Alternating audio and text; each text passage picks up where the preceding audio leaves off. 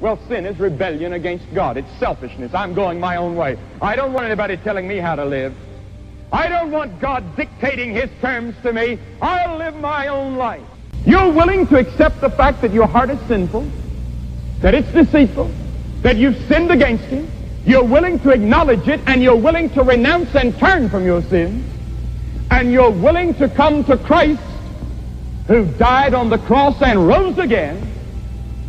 Then He will give you a new heart, and you will go back to your shop, back to your office, back to your home, back to your responsibilities to live a new life. The gospel is vertical. Thou shalt love the Lord thy God with all thy heart, or right heart, but it's also horizontal. Thou shalt love thy neighbor as thyself. And when your heart is right, you have the ability, the capacity to love your neighbor properly. But not till then. Christian, we've got to get it together. It's not optional. I can't help it if this thing grips me like this. This is how I feel about it, down in the deeps of me. And I'm saying to you, you've got to go deeper than that superficial crust. You've got to get into each other's lives. I know it'll be pretty upsetting what you find. I know that many of you honor me and love me tonight. I want you to know I'm just a man. I want you to know that woman just loves a man. I'm not God. I'm a man. I get tired. I get irritable. Sometimes it's difficult for her.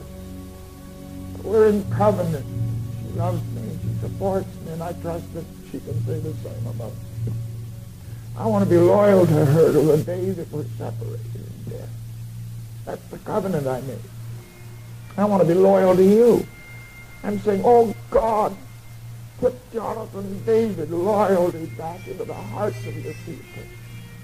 And let men and women tonight go out and first put their marriages together. And then find your life joints in your assembly. Find it. You know that God's put some of you together. Develop that. Make covenant with one another. Allow each other into your life. Let there be honor and integrity. Don't be afraid to confess your faults one to another that you may be healed. God, give us this loyalty tonight that will allow us to get into each other's lives and strengthen the weak places and pour oil on the wounds and speak into the strictures and the open sores. God, take away the religious, ecclesiastical crustation of the whole accretion of the years, the barnacles in the bottom of the boat. God, purge us and purify us tonight and help us to find one another in the purity of a real covenant. It doesn't say I require from you, brother, that if you're going to be in covenant with me, you've got to be perfect. No, sir. If God's joined us together, I'll take it the way you are, and I'll stand with you, brother. I'll rebuke you in love when you need rebuke, and I'll comfort you, and I'll expect the same from you. And we'll go through tough times together, and sometimes we'll wonder we've made it, but we'll stand at the foot of a cross, and we'll see a man bleeding his life out, and we'll say, we'll make it.